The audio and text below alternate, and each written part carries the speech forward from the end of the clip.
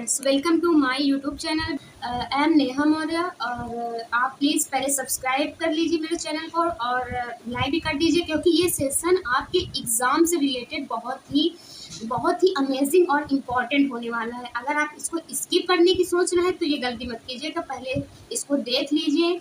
आप जब इसको देखेंगे, पूरा वीडियो कंप्लीट करेंगे, तो आपको बहुत ही अमेजिंग जानकारी मिल चुकी होगी, जिससे आप अपने एग्ज़ाम को बहुत ही ईजी तरीके से क्रैक कर सकते हैं और बहुत सारी इम्पॉर्टेंट जानकारियाँ दूंगी, जिससे आप एग्ज़ाम में अच्छा स्कोर कर सकते हैं। देखिए, स्कोर तो वैसे भी जैसे एजुकेटिव पैटर्न आया तो बहुत लोगों का स्कोर गिर गया, मेरा भी गिर गया था, शायद आपका भी गिर गया होगा। तो उससे डरिए मत, जैसे अभी कम भी स्कोर आ रहा है तो डरिए मत, अभी भी आप बहुत अच्छा स्कोर कर सकते हैं। कुछ चीज़ें हैं जिसको आप फॉलो करेंगे तो आप अच्छा कर सकते हैं। आप अपना डेली का टारगेट लिखिए।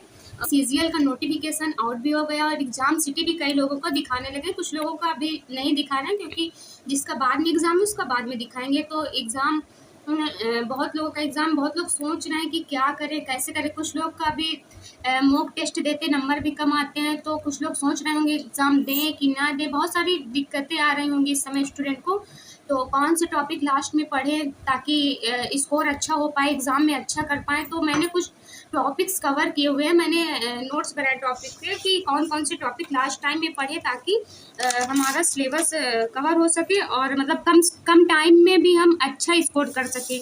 तो मैंने यहाँ पे जीके जीएस के टॉपिक्स लिखे हुए हैं, जैसे कि हिस्ट्री में एंसाइंट हिस्ट्री, प्राचीन इतिहास, जिसमें कि टॉपिक है सिंधु घाटी सभ्यता, इंडस वैली सिविलाइजेशन, वैदिक सभ्यता, बौद्ध धर्म, जैन धर्म और 16 महाजनपद, जिसमें कि इम्पॉर्टेंट होते हैं मौर्य वंश और गुप्ता साम्राज्य के बारे में। और दक्षिणी भारत में भी कुछ वंश होते हैं, तो उसके बारे में भी थोड़ा सा पढ़ लीजिएगा। उसके संस्थापक, राजधानी और मंदिर और वास्तुकला शैली जो विकसित हुई थी एंशिएंट टाइम में, उसको पढ़ लेना। और तमिल साहित्य की कुछ इम्पॉर्टेंट किताबें हैं, उसके बारे में पढ़ लेना, उसके कौन लेखक है, क्या है। फिर उसके बाद इतने ही कवर कर लेना। फिर उसके बाद आते हैं मध्यकालीन भारत में। मध्यकालीन भारत की बात करें तो उसमें गहरवाल वंश और सेकेंड नंबर पे आता है दिल्ली सल्तनत, और दिल्ली सल्तनत कवर करना। उसके जस्ट बाद में मुगल वंश में आप बाबर, हुमायूं और अकबर, शाहजहां में मतलब जैसे कि ताजमहल बनवाया और भी आर्किटेक्चर वगैरह बनवाया, तो उसके बारे में कवर कर लेना।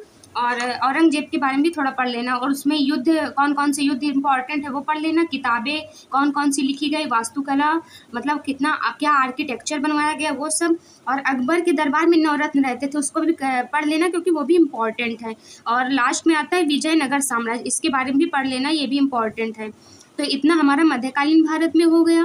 फिर आते हैं आधुनिक भारत। आधुनिक इतिहास के बारे में बताते हैं। आधुनिक में हमें ब्रिटिश फैक्ट्री, मतलब जब ब्रिटिश लोग आए तो उन्होंने कहाँ कहाँ फैक्ट्री लगाई, कब कब लगाई, ये पढ़ना है।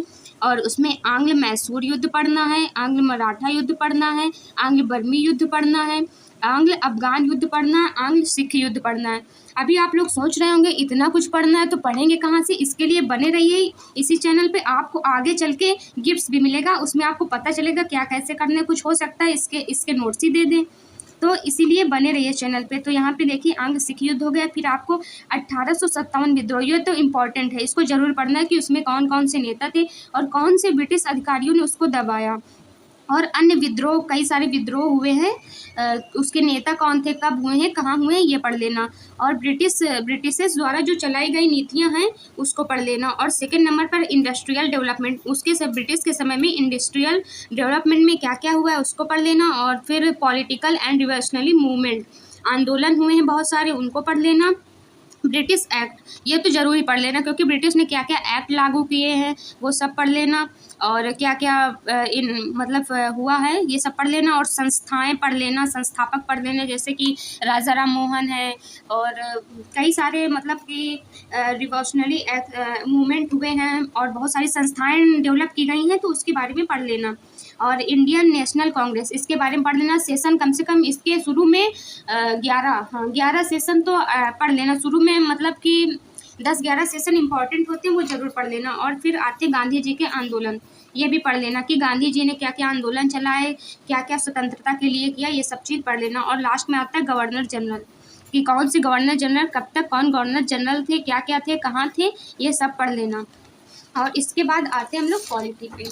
पॉलिटी के बारे में बता दूं दोस्तों, तो यहाँ पे पढ़ना है आपको संविधान सभा के सदस्य, कौन कौन सदस्य थे, कितने थे, ड्राफ्टिंग कमेटी में क्या क्या मेंबर थे, फिर उसके बाद में प्रस्तावना में कौन कौन से इंपॉर्टेंट शब्द हैं उसके बाद में पढ़ लेना, और भारतीय संविधान की कंकरेंट लिस्ट पढ़ लेना, अनुसूचियाँ पढ़ लेना, और अनुच्छेद इंपॉर्टेंट आर्टिकल पढ़ लेना। वो अभी बाद में मैं बताऊंगी कि कौन कौन से आर्टिकल आपको पढ़ने हैं, कौन कौन से नहीं पढ़ने, क्या क्या, मतलब इतने टॉपिक हैं तो, लेकिन उसमें भी क्या करना है क्या नहीं पढ़ना है वो मैं आपको बताऊंगी। और स्पेशल प्रोविज़न आर्टिकल हैं उनको पढ़ लेना, संविधान में क्या क्या अमेंडमेंट हुआ है, क्या क्या संशोधन हुए हैं वो पढ़ना है। फिर आते हैं दोस्तों ज्योग्राफी पे, ज्योग्राफी में क्या पढ़ना है, यहाँ पे ब्रह्मांड में कुछ सिद्धांत, ब्रह्मांड के ऊपर कुछ थ्योरीज लिखी गई हैं उसको पढ़ लेना, और स्टार, प्लैनेट, सैटेलाइट ये पढ़ लेना, और अपने अर्थ और सन, मून, इनके जो इम्पोर्टेंट टर्म होते हैं ये सब चीज़ें पढ़ लेना। और फिर आते हैं कॉन्टिनेंट, महाद्वीप पढ़ लेना, ओशियन, महासागर, कौन महासागर कितने हैं, क्या हैं, कैसे हैं, और ये सब चीज़ें पढ़ लेना। फिर उसके बाद भारत की मानक समय रेखा, मानक मध्याह्न रेखा के बारे में पढ़ लेना, और कर्क रेखा वाले राज्य जरूर पढ़ लेना कि कौन कौन से रेखा से कौन कौन से राज्यों से कर्क रेखा गुजरती है। फिर उसके बारे में नदियों के बारे में पढ़ लेना थोड़ा सा, और झीलें पढ़ लेना कौन कौन सी इंपॉर्टेंट हैं, और प्रोजेक्ट टाइगर और इकोसिस्टम, इसका टर्म इंपॉर्टेंट है बस, और ज़्यादा इसमें कुछ इंपॉर्टेंट है, ये पढ़ लेना। फिर उसके बाद आते हैं इकोनॉमिक्स में क्या क्या पढ़ना, उसके फादर देख लेना कौन है, और इनकम की थ्योरी, बहुत सारी थ्योरीज बनी हुई हैं इनकम पे, उसको पढ़ लेना, और बहुत सारे सेक्टर जैसे कि प्राथमिक, द्वितीयक, तृतीयक, ये सेक्टर बने हुए इनको पढ़ लेना।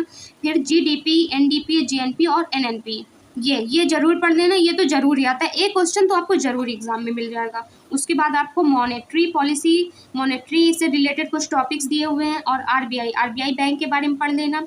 फिर उसके बाद आप कमेटी बहुत सारी बनाई गई थी, पॉवर्टी को कम करने के लिए बहुत सारी कमेटियाँ बनाई गई थी, तो उसको पढ़ लेना।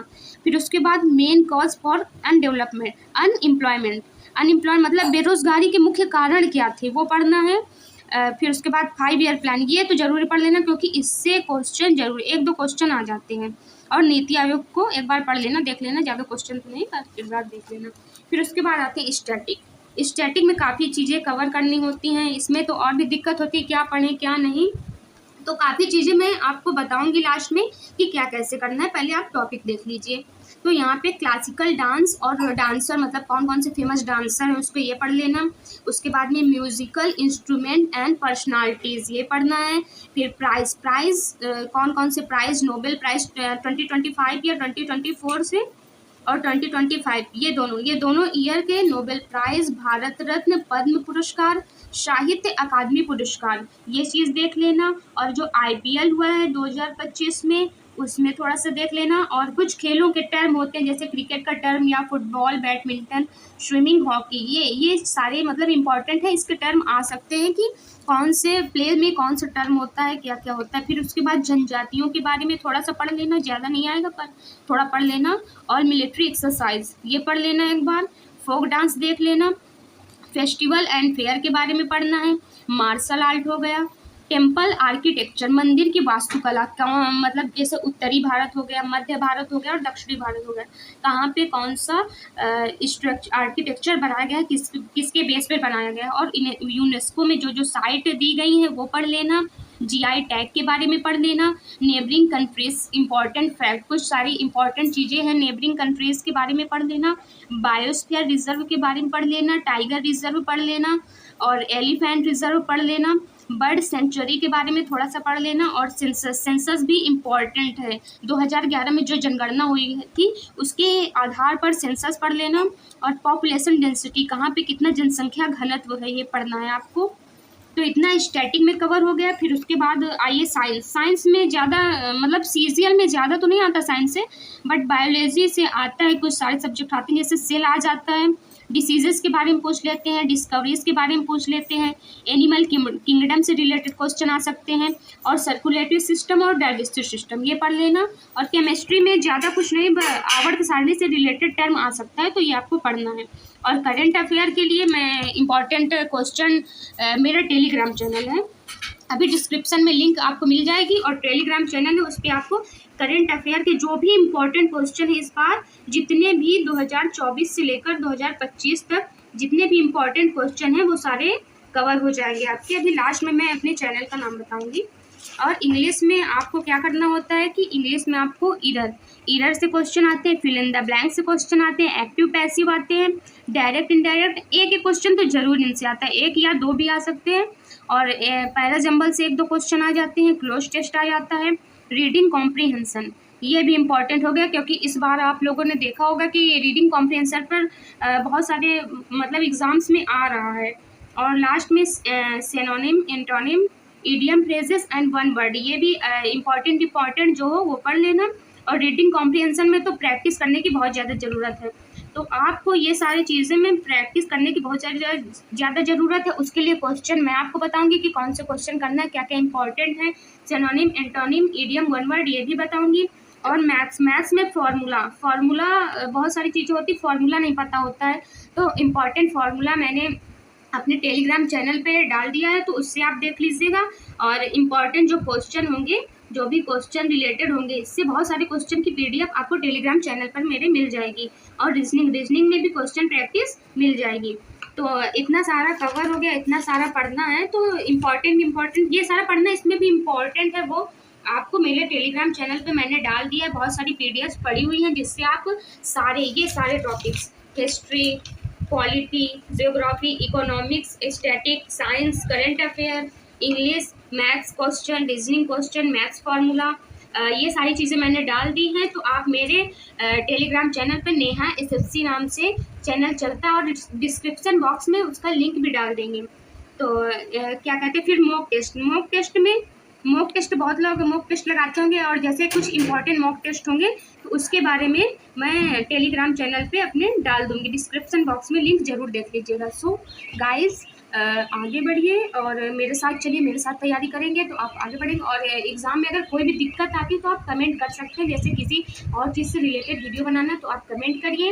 एंड इस चैनल को सब्सक्राइब करिए, लाइक करिए, और ज़्यादा से ज़्यादा लोगों तक शेयर करिए, ताकि हो सकता है किसी का भी भला हो इससे, तो बहुत ही अच्छा रहेगा। तो एग्ज़ाम के लिए वेल डन।